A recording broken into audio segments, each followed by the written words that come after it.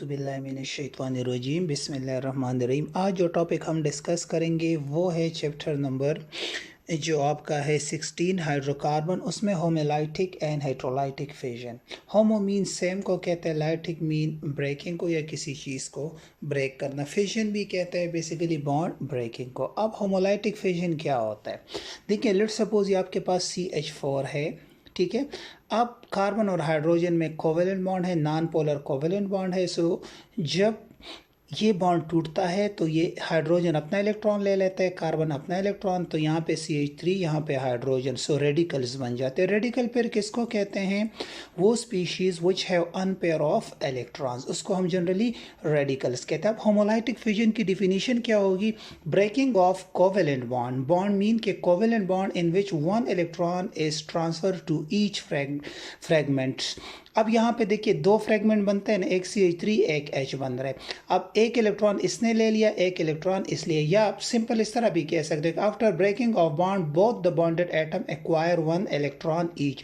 तो इसको भी आप होमोलाइटिक फिजन कहते हैं। होमोलाइटिक फिजन जब होती है बेसिकली तो दे फॉर्म या इट फॉर्म फ्री रेडिकल्स। अब फ्री रेडिकल और रेडिकल में क्या फ़र्क है? फ्री रेडिकल उसको कहते हैं जिसमें number of electron number of protons के बराबर होता है। मतलब ये CH3 और H बेसिकली क्या है? फ्री रेडिकल है, क्योंकि यहाँ पे number of proton number of electron के बराबर है। इसी तरह यहाँ पे भी number of electron number of proton के बराबर है। तो इसको हम जनरली फ्री रेडिकल्स कहते हैं। और ये जो रिएक्शन करते हैं ना फ्री रेडिकल, उसको कहते हैं फ्री रेडिकल सब्सटीट्यूशन रिएक्शन। अब यहाँ पे हेट्रोलाइटिक फिजन के, अब लेट्स सपोज यहाँ पे कार्बन है, क्लोरीन है। क्लोरीन की इलेक्ट्रोनेगेटिविटी ज़्यादा है, 3 है, कार्बन की 2.5 है। सो ये जो दोनों इलेक्ट्रॉन है ये क्लोरीन की तरफ शिफ्ट हो जाते हैं। जब कोई क्लोरीन की तरफ शिफ्ट हो जाते हैं तो क्लोरीन पे नेगेटिव चार्ज, कार्बन पे पॉजिटिव आ जाता है। So the unequal breaking of covalent bond in which both the bonded electron transfer to one fragment, जो दोनों बॉन्डेड इलेक्ट्रॉन है वो एक ही फ्रेगमेंट को या बॉन्डेड एटम को चले जाते हैं। इस तरह after breaking of bond both the bonded electron acquire by one of the bonded atom, chlorine ले लेता है। तो इस टाइप के फिजन को हम हेट्रोलाइटिक फिजन कहते हैं। और जब हेट्रोलाइटिक फिजन होती है तो याद रखिएगा इलेक्ट्रोफाइल एंड न्यूक्लियोफाइल्स बनते हैं। और ये जो हेट्रोलाइटिक फिजन से जो रिएक्शन होते हैं वो इलेक्ट्रोफिलिक रिएक्शंस होंगे या न्यूक्लियोफिलिक रिएक्शंस होंगे, या सिंपली आयोनिक मैकेनिज्म से जो रिएक्शन होते हैं वो हेट्रोलाइटिक फिजन के ज़रिए होते हैं। अब इलेक्ट्रोफाइल्स किसको कहते हैं?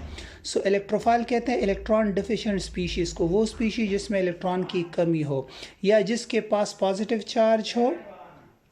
अब वो पॉजिटिव चार्ज हो या वो न्यूट्रल भी हो। अब SO3 इज़ अ न्यूट्रल। सो यहाँ पे देखें SO3 पे जो ऑक्सीजन है मोर इलेक्ट्रोनेगेटिव है, तो इलेक्ट्रॉनिक डेंसिटी उसकी तरफ शिफ्ट, जिसकी वजह से सल्फर पे पॉजिटिव चार्ज आता है तो it act as an electrophile. इसी तरह सोडियम भी इलेक्ट्रोफाइल है, इसी तरह CH3+ भी इलेक्ट्रोफाइल है, इसी तरह AlCl3 भी इलेक्ट्रोफाइल है क्योंकि इसको ऑक्टेट कंप्लीट नहीं है। So this is also electrophile, या सिंपली आप इसको कहते हैं लेविस एसिड्स भी कह सकते हो इलेक्ट्रोफाइल्स को। अगर आप न्यूक्लियोफाइल्स की बात करें तो ये इलेक्ट्रॉन रिच होते हैं, नेगेटिव चार्ज भी हो सकते हैं, न्यूट्रल भी हो सकता है, या हैविंग लॉन पेयर्स।